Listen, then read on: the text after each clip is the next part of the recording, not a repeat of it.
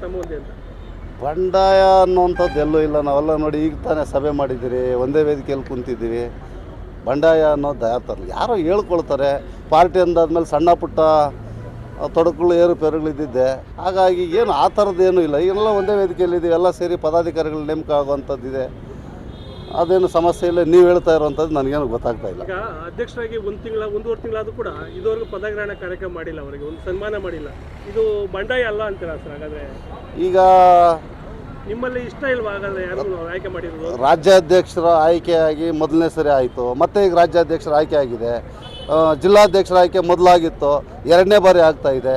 ನಮ್ಮದು ಆನೇಕಲ್ ತಾಲೂಕಲ್ಲಿ ಯಾಕೆ ನಿಧಾನ ಆಗಿದ್ದ ಉದ್ದೇಶ ಅಂತ ಹೇಳಿದ್ರೆ 3 ಮಂಡಲ ಇತ್ತು. ಹಾಗಾಗಿ ನಮ್ಮ ವರಿಷ್ಠರು ಭಾರತೀಯ ಜನತಾ ಪಾರ್ಟಿ ರಾಷ್ಟ್ರದಿಂದ ಕಳಿಸಿ ಒಂದೇ ಮಂಡಲ ಮಾಡುವಂಥದ್ದಕ್ಕೆ ಸಮಯ ಹಿಡಿದಿದೆ. ಆ ಸಮಯ ಹಿಡ್ದಿರೋದ್ರಿಂದ ಏನಾಗ್ತಾ ಇದೆ, ಕೆಲವೊಂದು ಗೊಂದಲ ಆಗಿದೆ. ಏನು ಒಂದೇ ಅಧ್ಯಕ್ಷರಾಗಿದ್ದಾರೆ. ಈಗ ಆ ಅಧ್ಯಕ್ಷರಾಗಿದ್ದಂಥವ್ರು ಈಗ 3 ಜನ ಜನರಲ್ ಸೆಕ್ರೆಟರಿ ಮಾಡಬೇಕಾ, ಇಲ್ಲ ಮೊದಲಿದ್ದದ್ದು 3 ಮಂಡಲಕ್ಕೆ 6 ಜನರಲ್ ಸೆಕ್ರೆಟರಿ ಇದ್ದರು. ಈಗ 3 ಮಾಡೋದಾ ಇಲ್ಲ 6 ಮಾಡೋದಾ ಅಂತ ಗೊಂದಲ ಆಗಿತ್ತು.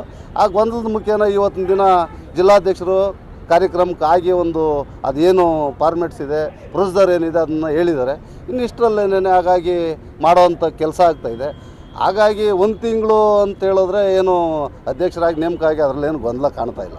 ಎಲ್ಲ ಒಂದು ಕಡೆ ಇದೆ ಸರ್. ಅದು ಯಾಕಂದರೆ ಸಾಕಷ್ಟು ಅಭಿವೃದ್ಧಿ ಕುಂಠಿತ ತಾಲೂಕಲ್ಲಿ ಇದುವರೆಗೆ ಯಾವುದೇ ಒಂದು ಪ್ರತಿಭಟನೆ ಮಾಡಿಲ್ಲ, ವಿರೋಧ ಪಕ್ಷದವರು ಧ್ವನಿ ಎತ್ತಿಲ್ಲ, ಒಳ ಒಪ್ಪಂದ ಅಂತಾರೆ. ಈಗ ತಮಗೆಲ್ಲ 2 ವರ್ಷ ಸರ್ಕಾರ ಬಂದು ಮಾಧ್ಯಮ ಮಿತ್ರರಿಗೆ ನಾನು ಹೇಳೋದಿಷ್ಟೇ, ಎಲ್ಲಿ ಕೆಲಸ ನಡೀತಾ ಇದೆ, ಯಾವುದು ಕಾಮಗಾರಿಗಳು ಕಾಂಗ್ರೆಸ್ ಸರ್ಕಾರದಿಂದ ಮಾನ್ಯ ಶಾಸಕರು, ಈ ಕ್ಷೇತ್ರದ ಶಾಸಕರು 15 ವರ್ಷ ಶಾಸಕರಾಗಿ ಎಲ್ಲೂ ಕೆಲಸನೇ ನಡೀತಾ ಇಲ್ಲ. ಎಲ್ಲ ಹಿಂದೆ ಮಾಡಿರೋವಂಥ ಕಳಪೆ ಕಾಮಗಾರಿಗಳು ಈಗೆಲ್ಲ ಮಳೆ ಬಂದು ಎಲ್ಲ ಕಿತ್ತೋಗಿದೆ. ಈಗ ನಾವೆಲ್ಲನೂ ಸೇರಿ ಈಗ ಸಣ್ಣ ಪುಟ್ಟದಲ್ಲಿ ಕೇಳಿದ್ರೆ ಅವರು ಮೊನ್ನೆ ಈ ಕ್ಷೇತ್ರದ ಶಾಸಕರು ಕೇಳಿದ್ರೆ ಯಾರಾದರೂ ಧ್ವನಿ ಎತ್ತಿದ್ರೆ ನಾನು ಮಾನನಷ್ಟ ಮೊಕದ್ದಮೆ ಆಗ್ತೀನಿ ಅಂತ ಬೆದರಿಕೆ ಹಾಕುವಂಥ ಕೆಲಸ ಆಗ್ತಾಯಿದೆ. ಹಾಗಾಗಿ ಯಾರೂ ಕಾರ್ಯಕರ್ತರು ಓಟ್ ಹಾಕ್ದಂಥವ್ರು ವಿರುದ್ಧವಾಗಿ ಮಾನನಷ್ಟ ಮೊಕದ್ದಮೆ ಆಗ್ತಿರಂದ್ರೆ ಯಾರು ಕೈ ಕಟ್ಕೊಂಡು ನಿದ್ದೆ ಮಾಡ್ತಾ ಇಲ್ಲ. ತಾಲೂಕಿನಲ್ಲಿ ಬಿಜೆಪಿ ಸಮರ್ಥವಾಗಿ ವಿರೋಧ ಪಕ್ಷವಾಗಿ ಕೆಲಸ ಮಾಡ್ತಿಲ್ಲ ಅನ್ನೋ ಆರೋಪ ಸರ್. ನಿಜ, 100%. ಅದರಲ್ಲಿ ಒಂದು ಸ್ವಲ್ಪ ಹಿನ್ನಡೆ ಆಗಿರ್ಬೋದು. ಸುಳ್ಳು ಪಳ್ಳು ಹೇಳುವಂಥದ್ದಕ್ಕೆ ಇಷ್ಟ ಇಲ್ಲ. ಇನ್ನು ಮುಂದಿನ ದಿನಗಳಲ್ಲಿ ಅದನ್ನು ಪ್ರತಿಭಟಿಸುವಂಥ ಕೆಲಸ ತಾಲೂಕಿನ ಜನತೆಗೆ ಅವ್ರು ಒಳ್ಳೇದು ಮಾಡುವಂಥದ್ದು ಅಭಿವೃದ್ಧಿ ಪದ್ಧತಿ ನಾವು ಧರಣಿಗಳ ಮುಖಾಂತರ ಮಾಡಿ ಅವ್ರಿಗೆ ಪಾಠವನ್ನು ಕಲಿಸಿ ಕೆಲಸ ಮಾಡುವಂಥ ಕೆಲಸ ಮುಂದಿನ ದಿನಗಳಲ್ಲಿ ನಾವು ಮಾಡ್ತೀವಿ.